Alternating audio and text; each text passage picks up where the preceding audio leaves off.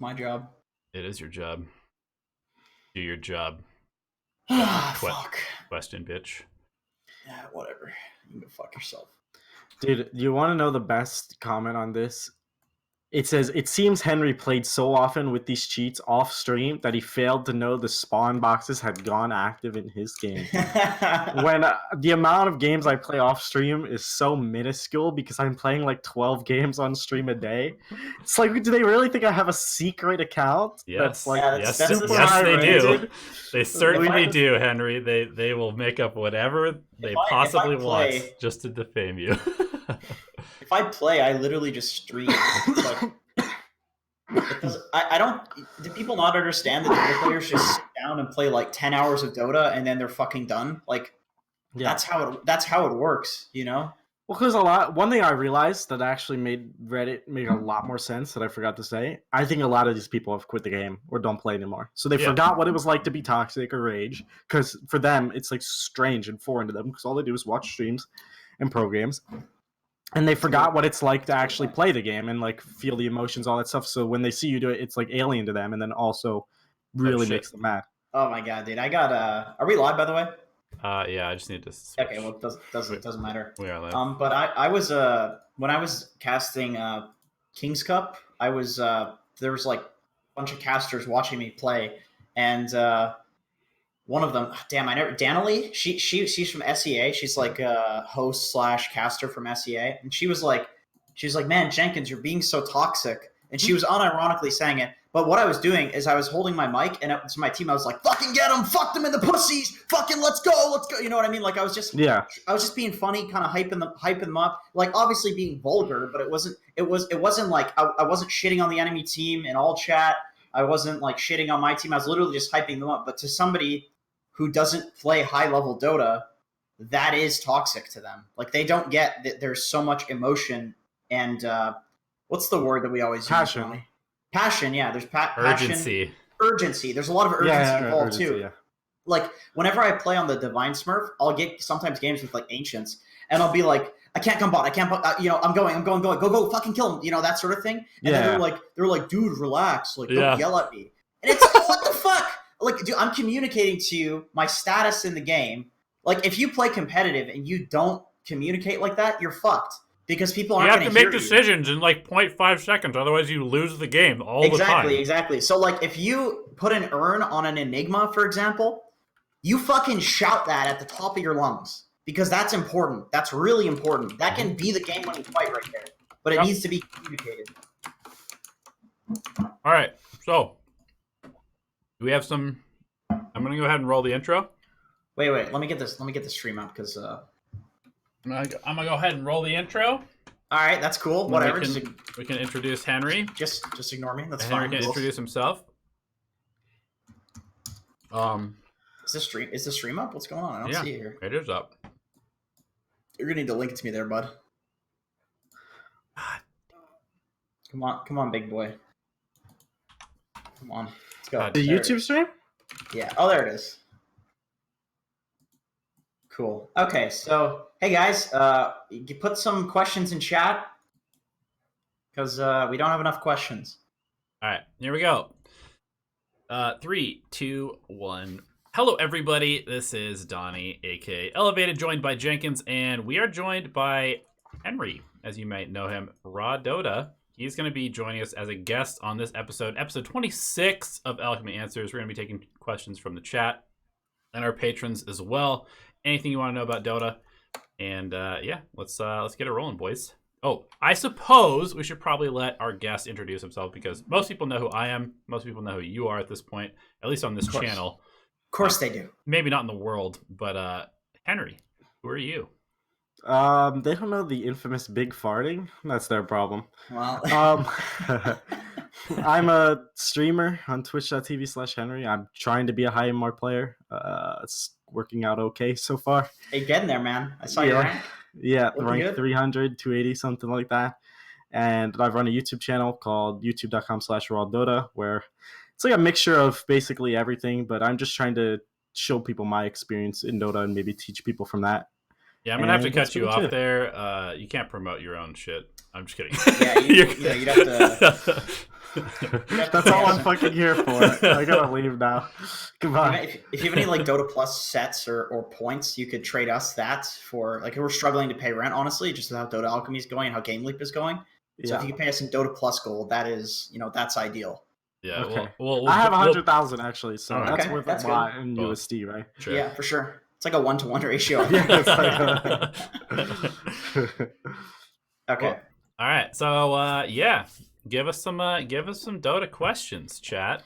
All right. So we have a question from Zebus, who's a stream viewer. Dota Alchemist questions an alchemist. So he says, "Can you try and explain the Z-axis stacking of creep camps? I never knew the Z-axis existed until I saw somebody get Mars speared over the arena because of like Kunkka Torrent or something like that." You want to cover that one, Henry? You a Kunkka player? Yeah, I mean, so you're saying like when they're in the air, right? Yeah, Yeah. when they're in the air. I'm not sure every spell that does it. I think two that I know for sure are Lion and Kunkka, right? Doesn't Oh, Lion does it? Nyx Impale does? I'm pretty sure. Nix, Right? I'm pretty sure Lion does as well. I'm not 100%. I know I do. I do it personally with Kunkka. I usually just look at the stun duration of Kunkka. I believe it's 1.6 seconds because that's the one I'm definitely most familiar with. And so that during that stun duration, if the creeps are in the air, and I think it might not even be the full stun duration, has to be the peak. So something like half the stun duration. Then the creeps will spawn behind it. So I usually wait till like 58.5 seconds on the minute and then use the torrent. And then it works almost every time. It has to be like at that moment. They have to be like at the peak. At the spawn moment they have to be roughly at the peak because it's hard to visualize what the actual peak is. I think the reason that it has to be in the peak is because if you go into like the what's it called, Reforged? No, that's the Warcraft 3 editor. Whatever. If you go into the editor for Source 2, the camps actually have dynamic like height spawn blocks. Like some of them are taller than others. Mm-hmm. So technically speaking, some of them you could torrent, and then halfway through the torrent it would work. But I think for like the really tall ones, you need to hit it at the top, which is kind of nuts. And it's because all the models are 3D, so they exist in 3D space. Right, because Source 2 is a 3-dimensional engine, of course, because I think Counter-Strike is in it, right? So yeah. So that actually explains an inconsistency I've found. So the best to do this with Kunkka is Radiant, because the ancient side on Radiant is reachable with your Torrent while laning, and it's not reachable when you're Dire. So Kunkka on Radiant is just inherently better than on Dire for that reason. But the one thing I noticed is some of the other camps that aren't the Ancients seem to be really inconsistent compared to the Ancients, which seem far more consistent. So that might be a reason why. Interesting.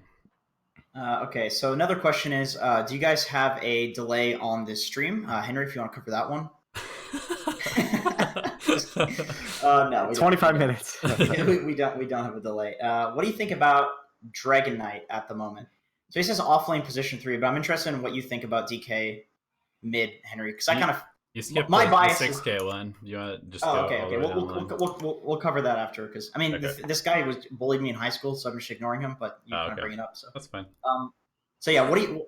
I guess as offlane position 3, I would personally prefer an offlane position 3 DK as opposed to like a mid DK.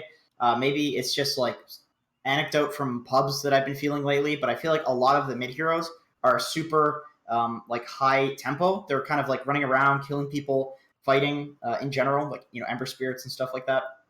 I really feel like DK is not great in that role, but I don't know, if you need a tower pusher and you need a stunner, DK is not bad. But he's not like a 1v5 like fucking owns you skill based mid hero, which is a lot more what people are favoring right now. So I think as a position 3, it's probably decent, but once again, only if you don't need to be the hero that's pressuring and you need tower push. He's also relatively bad against some of the popular carries and meta heroes at the moment, like Monkey King, Lifestealer, OD destroys him. I think what I've seen from Dragon Knight is he needs to have cores and supports that kind of are sufficient in that tempo role. Watching Virtus Pro play the Dragon Knight, they ran it with like Jug, Shaman, and Disruptor heroes that can basically just kill people all over the map and pressure towers for him. And he's a little bit slower paced, so he just groups up with those heroes and has heroes that have a lot of catch. And Or you play him as like kind of a frontliner, and then have supports that can like benefit from having a big tanky guy running in and stunning people. Yeah, that makes sense. Yeah, I also think, generally speaking, I think DK is a hero that's inherently better almost always in competitive games than in pubs, just because I agree, yeah. It's a teamwork-oriented hero for the most part. Yeah, I completely agree. I was about to say, I think for pubs, like the hero has fallen off quite a bit. But for competitive, I think it's probably maybe like 90% of what it was before, if not exactly the same. Just because it's so much better with the team. Yeah, we need to make that video this week, by the way, which which one? Heroes that the pros play that you shouldn't play in pubs. Oh yeah. Wisp. That's a good one. Wisp. Yeah. I actually maybe new Wisp is okay. I've been playing some Europe, and there's actually some pretty good Wisp players I've noticed. Oh yeah, dude, Europe loves Wisp. I would say Coddle is one of the ones that, if you're not playing in like high rated pubs, like I honestly think at the very least for the audience that watches on YouTube, which is like 3 to 4K, maybe 5K, you want supports that have control rather than like good supports. Like I don't think you want a Lich unless you really need like team fight or the physical reduction. Like unless it's a really high impact hero, you want to have heroes that can scale to be core, because you just want control over the game. Your team's not going to work with you ever, so you need heroes that just do it on their own. Like plus, if you're playing Coddle and you're fucking blasting the wave, your offlaner is just going to literally start feeding. Mad. They're going to freak out and just start feeding or something. Yeah, it doesn't work. But in competitive, I think Coddle's a fucking beast. Like Coddle's amazing. It's a great hero. It's been good for a long time. Yep. Okay, hey guys, I am 6K MMR and currently practicing support for my team. That's a good MMR. I don't feel like I have enough impact or making enough impact in high-level games. Any tips? So I'm assuming in high-level games you mean like when you queue into top 500 players, something like that. Because in the Immortal bracket, I don't know if you can like confirm this or not, Henry, but there's 3 brackets. There's like the top 100 games where it's basically all the best players, all the pros. There's like the top 500 games where everybody's pretty good, and then there's like the Divine / top 1,000 games, and those are kind of shit. But they're okay. They're okay, depending on if you get Smurfs or whatever. So I'm assuming what you're saying is you're queuing into the probably top 500, top 100 games, because people there are actually quite good. And I can say that in those brackets, there's a fucking massive difference between what you need to do. Like I noticed, Henry, you're playing a lot of support in like the high rated games, but you just like style on people in mid. Maybe you could like elaborate on why you're doing that. Well, right now my name in game is literally position 5. Please commend me or something like that. Because I'm really enjoying right now when it gets late in NA. It gets like 3 a.m., 4 a.m. The games get really bad, so I go play EU, and I support there because sometimes it's hard to play my favorite heroes mid. And my win rate on support in EU is like 80-90% right now. I'm doing really well with that. So I think going back to the impact question, because focus mainly on that. The biggest thing for me that I do to try and have an impact on support is I visualize kind of all the timings in the lanes and the way people are going to play on the game at the start of the game, and try and visualize some sort of formula I can come up for go lane to lane depending on when each matchup or each hero is strong in the game. So like I understand that I can't really impact certain lanes until I have like certain spells on a support like Bane ulti.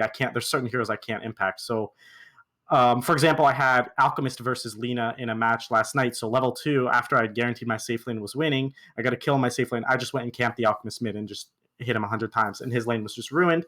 And then I warded his jungle because that's his fallback plan. And so I managed to impact 2 lanes. And then I ganked the enemy safe lane when I was 6 because I couldn't impact that lane as a Bane until I had my ulti. So I kind of try and visualize at the start how I can impact each lane at each time individually, and then try and work like a path in my mind how I can get to a point in the game where I've impacted all 3 lanes, because I think the laning phase is absolutely the most imperative part to impact the game as a support player.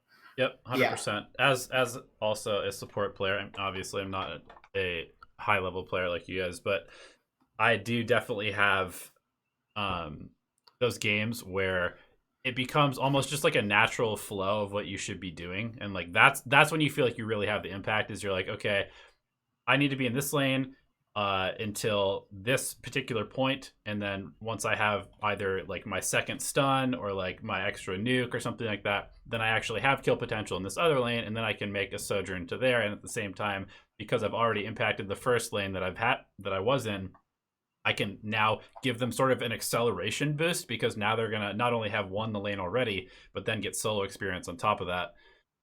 And then that's sort of like it's, I don't know, supporting is really about knowing when to be where and why you should be there, and then when you should not be somewhere also, because that's a huge part of like one of the biggest mistakes you see in lower level supports is that like because there's two different types of supports, right? There's the people who are playing support because they have to and they're pissed about it, and then they're not really going to do a supporting job. And then there's the people who like actively want to play support because either they don't want to fight for roles or they're trying to just like be a good support player. And most of them try too hard to be supports, and so they literally stay in the lane the whole time. They like pull the creeps around all the time because they're like trying to harass too much and like aggro the creeps onto them, which pushes the wave and shit. And then they're like pulling the creeps under your tower and like doing all this stuff. Like they're trying too hard to support, and they don't know when to fuck off and like go somewhere else to give you solo experience, or when the lane's too hard.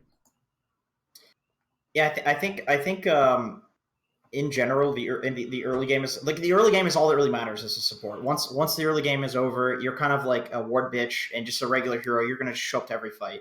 Yeah, and spellcasting in fights is super important on supports. Spellcasting is important, but I think like the first 12 to 15 minutes as a support is so exponentially more important than any of the other roles that you need to look to having a formula is incredibly important for this, because otherwise there's no way you're going to miraculously think of these things as they're happening. You need to think of them in advance, but basically you should like look to combine timings. I think like 5 minutes bounty rune spawn, so you can go fight the bounties, do a smoke rotation, ward the mid lane, and then also ward the maybe ward the safe lane before you leave, and then ward the shrine. Like if you can combine things where you get a rune, you go for a gank, and then you make a lane rotation such that let's say you have a juggernaut, you're playing in the lane with a jug doesn't need you there. All of a sudden you're useless in that lane. So what do you want to do? You want to go to the top lane now and pressure there. So instead of just going the moment that that's true, maybe wait until the top laner gets level 6 if it's like 30 seconds away, or if the bounty runes are 30 seconds away, or a rune spawn is 30 seconds away. Then basically what you can do is wait for that to happen and then combine those power spikes so you have the highest chance of just getting a lot from that rotation. And then worst case scenario, probably one or two of those things that you intended on doing will happen. Like you'll get a bounty, maybe you won't get a kill, but you'll make the lane rotation that you want. Because in general, I would say that lane rotations should not happen based on like, oh, I want to kill this guy. It's more so like, where do you not want to be on the map? That's one thing in competitive that like lane rotations are not about kills. They're about changing your orientation on the map such that you have an advantage somewhere. Because like if you have a jug bot that's free farming and doesn't need help, then you can gain an advantage on the map and have more efficiency than them if you just put yourself somewhere else. So you may as well try to go for a kill, but it's not about the kill, basically. Yep. All right. Totally. I fell behind in the questions a little bit, but that's all right. Jorge sent me a question, which I sent to you on Discord. I want to read that one. I feel that I'm much higher MMR with 4 heroes than with the rest. That is probably... Actually, that's not even probably true. That is true. Maybe 3, though. As I climb, I feel like I'm pressured to branch out. Any advice dealing with the anxiety and actually improving my hero pool? Well, my advice for dealing with the anxiety would just be to go Dota buff Miracle. Go Dota buff Mind Control. Dota buff all the top players and see that they're literally playing like 2 to 3 base heroes and then sometimes branching out, but it's only occasionally. Let's be careful, though. The top players aren't on Liquid these days, so... That's true. Oh, man, come on, dude. One bad tournament. The top pub players, let's put it that way. Our boys in blue. Right?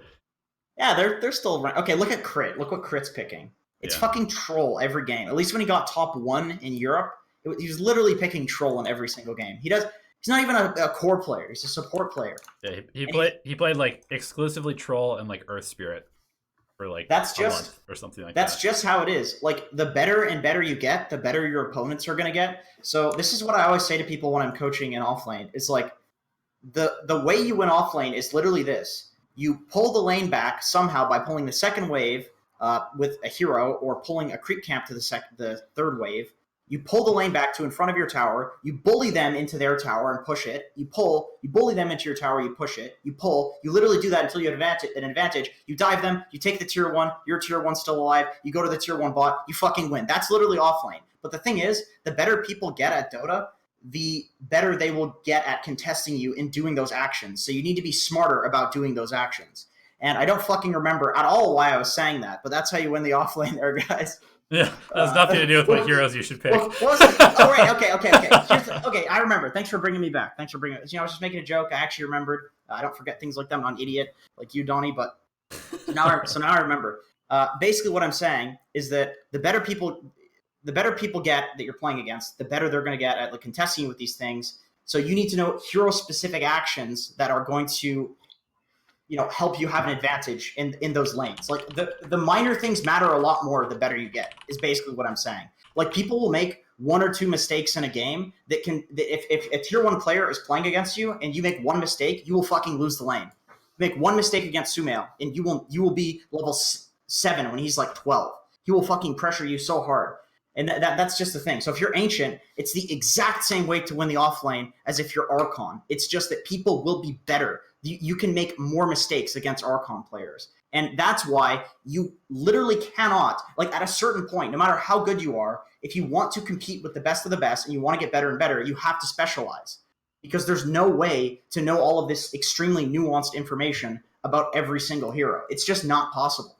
Yeah. Yeah, you really need to know all the interactions on a few specific heroes, otherwise you're just going to get abused for sure. Because like if you miss one side camp pull when you shouldn't in a lane against good players, you will be done. Like the game is actually over. If you have a specific laning setup against another specific lane and they're level 3 when you're level 2 because you didn't get the side camp pull off because you fucked it up or because you didn't use your spells correctly earlier to keep them at low HP so they couldn't come contest you, that can literally be the game.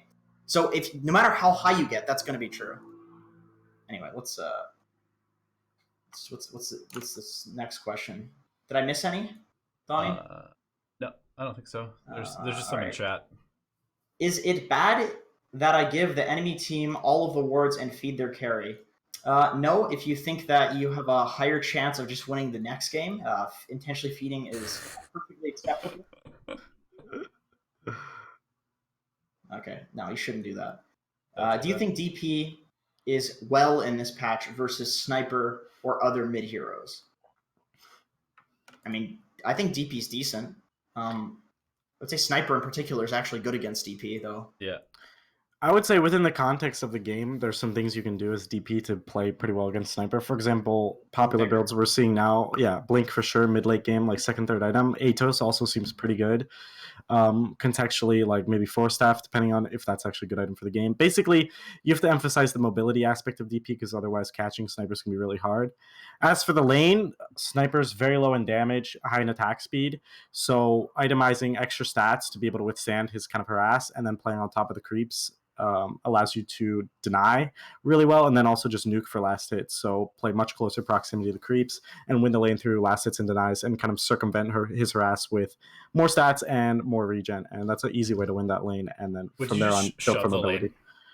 For sure. And just kind of admittedly, Sniper's a good sniper. I see all sorts of skill builds on Sniper. I think in any kind of lane where they can shove it into your tower, you should max shrapnel with your Sniper for sure. Yeah.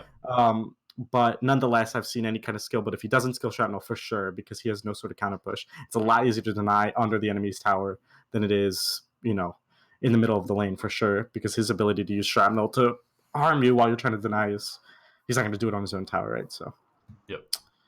I don't know. I kind of feel like in general, just shoving the mid lane and jungling is like almost always the play. Like shove the mid lane and get a rune, or shove the mid lane and jungle.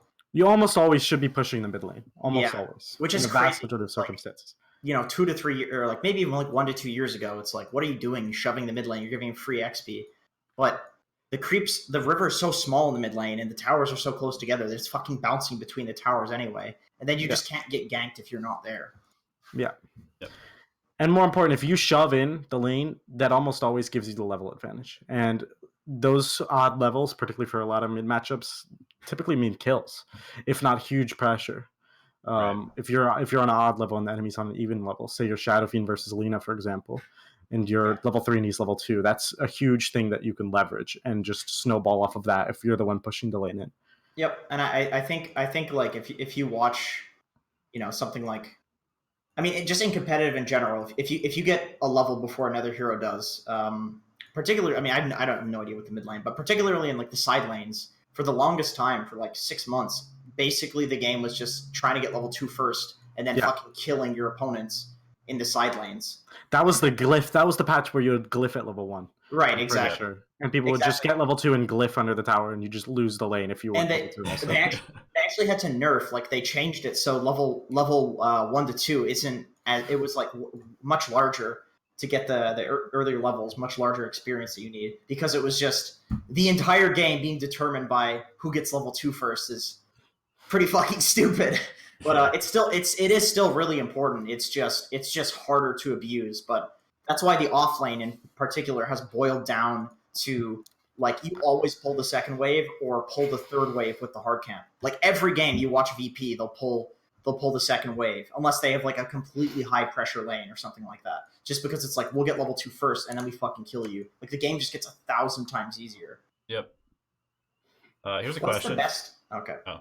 You gonna say what's the best way to stop Bounty Hunter popping off in the early game? Oh, maybe. You interrupted me, so you'll never know. It was what you were gonna say. Well, okay. If you guys know, you're teaching me, because that hero is out of control right now. Yeah. Bounty Hunter's nuts. Pick Spirit Breaker. That's not a bad one. Still, though, Bounty's impact in the lane is just tremendously superior to like a Spirit Breaker. Yeah.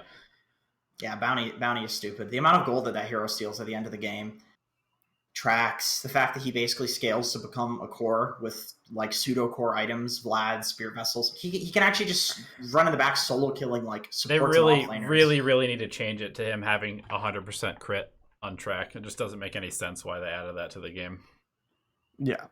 More importantly, he can just go any aura item and then a BKB, and he's literally a hard carry. That's that's haste speed with a BKB. Yeah, it's really dumb. The speed is what fucking gets me off. He's like not so fast, not in a good way, unless I'm playing it. Then you know maybe get off then it gets you off. Yeah, then it gets me off. But it's just like he gets level 6, and this fucking cocksucker is just. Well, I'm not supposed to swear in this one. God damn it! I'm sorry, Donnie. But this cocksucker is running around at haste and movement speed, and he has like 12 armor. So if you get to hit him twice, and then it's like you're tickling him. It's like if your entire team is hitting Bounty Hunter, his stats are so good. It's like you're pecking. It's like 1,000 chickens just pecking at him. You know what I mean? It's nothing. It's like he doesn't care. It's just tickle. It's just ticklish. Which brings us to just runs away from you. This brings us to what's actually really good against him, and it's basically high mobility heroes with magic damage. So I really do like Ember Spirit. I think is a really good one against Bounty Hunter. Oracle is really good too. Purge the track. You can put the Q on him, high magic damage. I see Oracle's killing BH a lot. I would say Legion's probably pretty good against Bounty Hunter because you don't really care about him trying to trade with you in lane so much, and then you can like purge and you can still just kind of lock him down. It's pretty good. Although the only issue is like you're purging track with like a long cooldown ability that you use to also heal. Like with Oracle, I think Oracle's more like it's spammy, and then also Oracle is. I've seen so many Oracles just like you QE and then E the BH, and then he's at 20% HP and shackled, and it's like a lot easier to kill him. But with that being said, he fucking still has like a 53% win rate as the second most picked hero in Dota, which is absolutely unacceptable. And this is in high rated game, so like he's getting first picked and countered, and he still has this high win rate. Yeah, exactly. Totally unacceptable. It needs to be nerfed. In theory, Slark would be good against him, but Slark is just so terrible as a hero right now. So. Yeah, and the thing is, you can't. The 4 bounty or 3 bounty are always in that lane, just critting the Slark. And Slark's just so fragile. That's the dumb thing about it is like the gold steal mechanic just adds such a weird dynamic to the game. Where like I've seen teams run bounty against Timbersaw. It's like not because you can kill the Timber, although they did in the game somehow because Timber was feeding. And this was a competitive game, might have been VP, but they just had the bounty steal from because Timber wants to just tank up and run in the front, but bounty just constantly stealing gold from him. It's like OD stealing int except with gold, and then eventually get a spirit vessel because you're constantly stealing gold from him. Yeah. It's like bounty wants you to be tanky because he wants to just keep hitting you. It's like you man up on him, he steals gold from you. It's fucked. Actually, one last thing about bounty. One big reason I think bounty's broken right now is because gold has been nerfed like everywhere. Creeps get barely any gold. Midas has been nerfed over and over and over again. Bounty can get the track gold while fighting. Like you're not having this shitty Midas that's been nerfed. You're not farming creeps which have been nerfed over and over again. Like you're just doing regular bounty things, fighting, and then you get old Dota gold in this new Dota where less people have gold and everybody was building Midases because of that.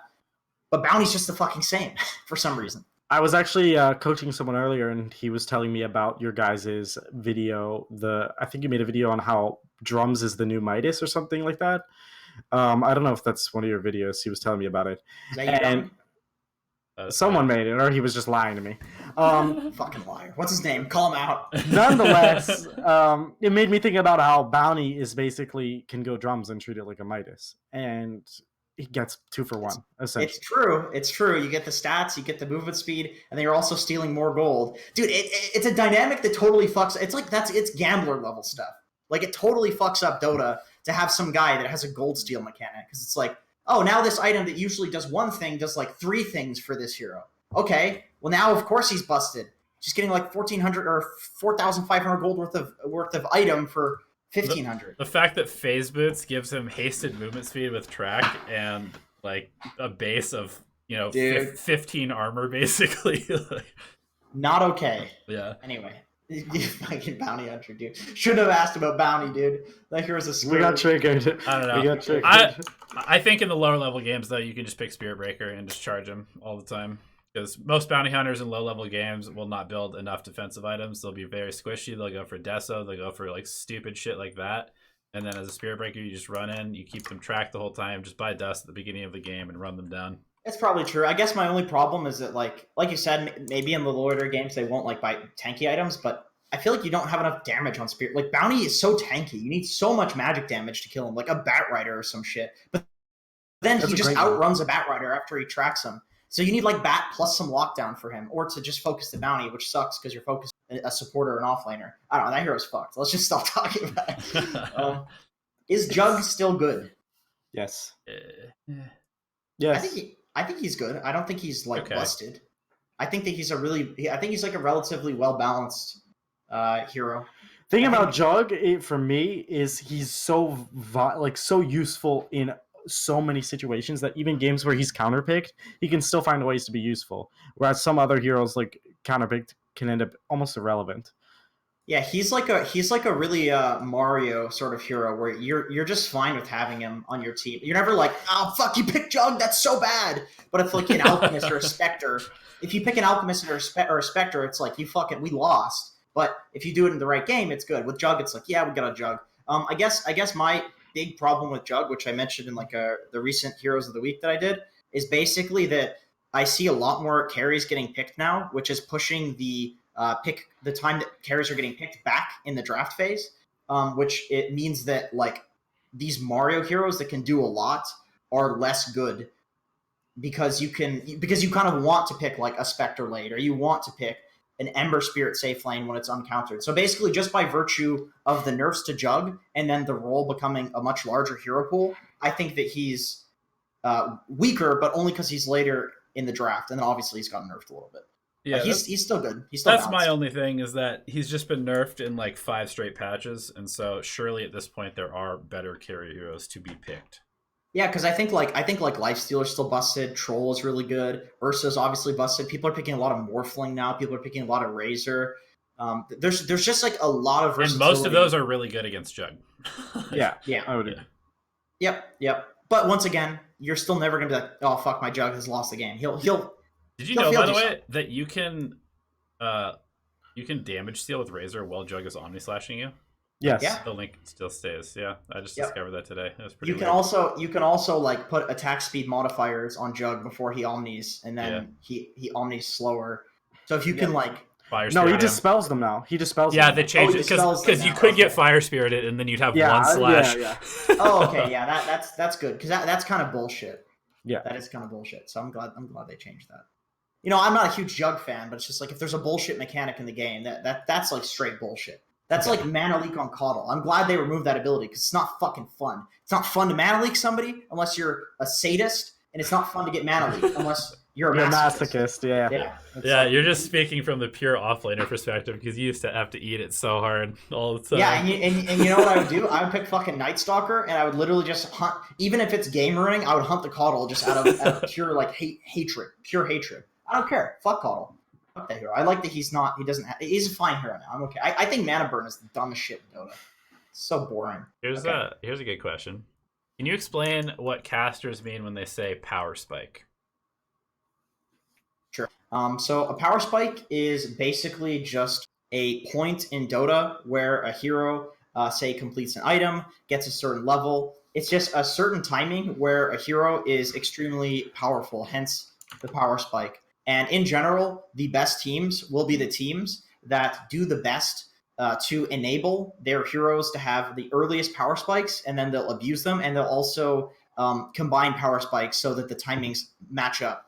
And if you just have better timings on your power spikes, you're doing it earlier, and you're combining more power spikes, your win probability just like goes up and up and up. And that's why Dota is just like infinitely complicated at the highest level, because there are so many permutations of like, oh, you can sacrifice a Spectre in lane and then have her come back off of like Alina's power spike because she gets 6 and she's strong and makes space.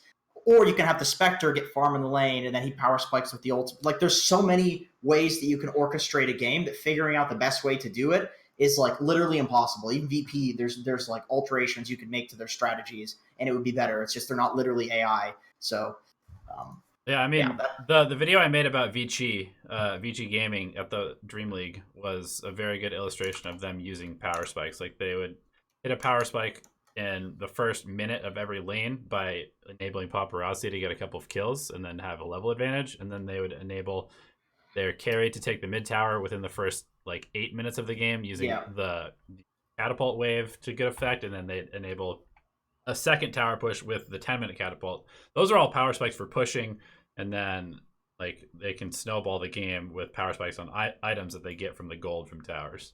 A power spike that I really like to hit now, just because it's so strong, is having Bassi plus a medallion, if possible, on like certain offlaners for the 4 minutes 30 seconds mark. Because then what I'll do is I'll turn the Bassi on and push the wave with medallion and spells, get the bounty runes, and then on the siege wave there will be a double wave, and I can push the tower with Bassi medallion, and 90% of the time it takes the tower, breaks the safe lane. My safe laner goes to the top lane, and I go to the bot lane, and because I have Bassi medallion, I'm constantly pushing out the lane and being unkillable. And so many games I've just won by doing that. And you don't even need to play Dota if like you can hit if you can hit a good enough power spike.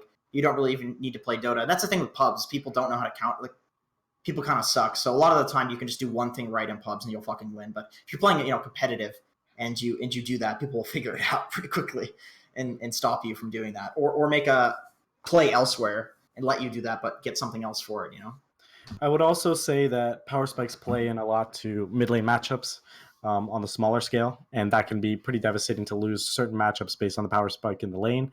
Like, for example, Ember Spirit versus Rubik. It's super Rubik-sided because you can just burn the shield if he goes to shield build, and you can prevent him from CSing. Sleight of Fist does less damage if he's Fade Bolted, etc. But once Ember's 5, you can't purge the shield anymore, for example. So the lane kind of turns around. And knowing those kind of matchup knowledges at that kind of scale to level even power spikes can be really, really important for becoming an actual good mid laner. Yeah, that's it. That's even true in like side lanes. Like for instance, if you can get Batrider to level 2 before Slark gets to level 2, and he started with like stat steal first, you can literally win a Bat versus Slark lane. And Bat is a hero who can, cut the first wave or push the first wave. Like you can actually set up the wave to give you that power spike, kill the Slark, and then beat a Slark versus with a Batrider, which otherwise would be like a total counter matchup. So like you were saying, there are matchups that you can literally win that you shouldn't be able to just because you hit a power spike and the enemy lets you abuse it. Okay, let's see. Meepo in late game. Do you think unranked is good to practice, or should I play ranked? That's a good question. You play unranked at all, Henry? Yes, and I'm actually starting to play more and more unranked. I'm the kind of person, my first game of the day is always terrible. It's super bad. I play super bad. My hands are cold. I didn't warm up. I get nervous. It's always bad. And so I've decided from now on, my first game of the day, especially because I'm on a grind to get 7K, my first game from now on, and has been, is unranked every day. And I think it's starting to help a lot. So that's really good discipline. And on top of that, I'm trying to do a new, like every week I'm learning a new hero. So I'm trying to make that, not learning because I know all the heroes at this point, but trying to excel, like bring a new hero into my main hero pool as a mid laner. So every week I'm trying to like play 7 unranked games of one hero that I'm not like expert level in my mind or like my best level at. And by the end of the week, I'll have improved. That's kind of my goal. So yes, I think unranked is important for improving because it gives you a carefree area where you can experiment and you can learn something without the pressure of playing your best. Yeah, I think I need to start doing that, to be honest, because I do so much fucking experimentation in Dota. Like, because I've been playing the game I've probably been playing the game for longer than both of you guys combined. Like, if you include my Dota 1. Combined? Yeah, dude. I'm at about 3 years, so... Okay, well, I've literally been playing since the very first Dota 1 map ever came out in Warcraft 3. So, you know. I've played 5 years now, so... Yeah, I'm Seven, you that's know, what, off 7 and on years? going on about 8 years? 14, so fuck both of you. And I'm kidding. But anyway, like, I always find myself being like, you know what? What if I did this on this hero that nobody's ever done before for good reason, you know? And how's that working out? and for then you? I do that in ranked, and I do that in ranked for like 5 games because I'm like stubborn as shit, and I'm like, I'm gonna make this work, and then it doesn't work, and I'm like, well, shit. Now I'm like, you know, 5 to 10 hours down in terms of my MMR grind towards where I want to be. God, dude, I know this is so controversial, but this is why I love smurfing. Let me tell you, oh my god, I do this every week, but let me tell you a story. I've tried to get like divine accounts to immortal before, and I couldn't do it when I was doing it for reasons that I would care about the games. But essentially. when I was tryharding, right? But when I play on like my big farting account, which, you know, technically it's a Smurf, but big farting, it's kind of my alter ego. It's kind of like Batman, Superman sort of thing. You know, Batman one day, Superman the other day. I think that's in the comics. But basically, I went from divine to immortal in a month, which I get it. That's not that impressive because I'm a fucking rank whatever player, so I should be able to do that. But I couldn't do that before, and I could do it a couple of months ago. And I was playing on like 100 something ping at my mother-in-law's house with packet loss. So it wasn't a good context to play Dota. But the reason that I was able to do that is because I didn't fucking care. If somebody was threatening to feed, I'd say, dude, go. I'd laugh at them. I'd have a good time because I was literally just trying to fucking have fun and play Dota. I was at my mother-in-law's house. It was really hard for me to play. And I was just like, man, I gotta play this fucking game. Like, I want to play Dota. You know, you go 2 to 3 days as a Dota actor without playing Dota, and it's like a hunger. It's like festering inside of me, and it's like kill your mother-in-law, kill your girlfriend, telling me all these things, and That's it's like not very Batman-esque of you. Yeah. No, that. You're literally the Joker, dude. No, it's just like these voices. You know, obviously you guys experience it too as Dota players. These voices tell me to do all these bad things, and I need to play Dota. See, this makes it sound like it was all a joke, but I actually won. I won a lot. And it's just because I didn't fucking care. Like that, I think having an account where you can go and it honestly like builds confidence too. Like it's if you play unranked and you do well and you're just in this environment where you can like release stress, you can go and play on your main or play in ranked, and it's just a lot easier. Like when you're warmed up, when you're just feeling confident, and when you just like had fun because you didn't care. Like you're less invested. The worst I play is when I've lost like 3 games in a row. I've argued with people. I'm just fucking mad. And it's you like, play another. Yeah. And then I play another. And I actually play worse. It's like I'm not a worse player. Well, technically you kind of are. Like if you're fucking angry, you just play bad. Even if your team was shit in the previous 3 games, like you just play bad. So it's really good to have something to put you into like a good mental state, you know? Whether it's unranked or jerking off or whatever you want to do. Anyway, let's go into the next question. Dressing up as Batman and doing both. Yeah, there you go. Jerking off while playing Dota with one hand. That's where those Meepo scripts come in handy. Yeah, exactly. I got the auto jungle on lock. God, do we get into that? Should we get into that just to end out the conversation here? Well, the Meepo scripts. Well, we can talk about it. Let's take one more question. Okay, we've one been more going question. for like 40 Okay. minutes or so. We don't want to keep Henry's Henry all ADD. night. He's got to go. He's got to go That's grind true. some MMR. Henry's ADD kicking in. He's looking bored. That's what somebody's just. No, I was just on Pornhub looking at Batman. Sorry. Okay, What's got happening? you. Did you see any of my videos? Or anyway, okay. So Yeah, but they're $19.99. I can't afford that. yeah, So. well, you know, yeah. I also YouTube take revenue these days. Dota Plus Gold. So Yeah. I know I know you're fucking rolling in that, especially with all the Meepo games you're winning. But what's the worst losing streak you guys have ever been in? Oh my fucking god, this is actually like More than legit 15, embarrassing. less than 20. Yeah, probably about the same, but I've definitely lost like 25 out of 27. There's like, you know, back-to-back minus 15ers or something like that with like 1 or 2 wins in between. Yeah, I've had like 15 losses in a row, and it's usually incredibly fucking embarrassing where I just become like a really awful person. Yeah. I don't like, you know, call people like racial slurs or something like that. But if somebody like pings me, I'll be like, fuck off. I'm gonna feed my items. You know what I mean? It's like if somebody's an asshole, I will explode on them in a way where it's like they were an asshole, but it's still unacceptable to explode on somebody like that. You know what I mean? Yeah. And I'll literally play from fucking 5 p.m. to literally 5 p.m. the next day. Like I will stay up all night where it's like I'm gonna play until I win literally all of my MMR back. And a lot of the time it happens, but then it fucks over my life. So that's like not a good trade-off. Sometimes it is. Sometimes it feels pretty good. But yeah, it's a lot of the times you just catch yourself at like the third loss where you start feeling like that and you just don't lose that MMR and you just play next day when you actually want to play. That's like the easiest way to gain MMR is to not lose it. Yeah. Henry has nice eyebrows, says Chip Jones. Dude, Chip's hidden on you. You got some solid brows. They're very expressive. I think probably Donnie has the worst brows out of the three of us. Yeah, because they're fucking. I didn't know brows were such a sexual feature until recently. I didn't know that either until they were so sexualized, you know. Chip Jones. He's just one of them. There's many of them. There's a lot of them out there. Brow fetishists. Yeah. Seriously, on my stream, that's like the number one compliment I get. It's that, and are you high? You and Brax, dude. You and Brax have like the constantly high, dead on the inside, like doesn't give a fuck sort of look. No offense, but people also sexualize jawlines for men. I don't know what that's about, but they really like the pronounced jawlines, like square jawlines. I don't know. I always get that people say that I look like heroin addicted Julian Casablancas from like the early 2000s. And honestly, like when he's way fucking sexier than me, so yeah, I'll take it. All right. Well, let's should we cut it there? We should probably let Henry go. Yeah, sure. We'll give her. I wanted to answer one more question, actually. Yeah, go for it, man. You're the guest. You pick it. Yeah, I had it, but I don't know where the guy is. So let me find his question. His question was, what's to do with Meepo as super late game, or Meepo in super late game? Lose. Lose is one of them, but there's like 2 or 3 things that I think are really important if you're playing Meepo in super late game.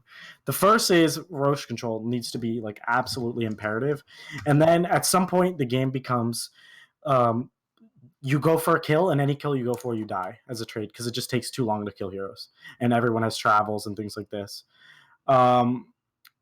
Basically, what I would recommend is play around buybacks. Like, you need to be willing to throw away your life to either force a buyback or get a kill where they don't have a buyback and then instantaneously buyback.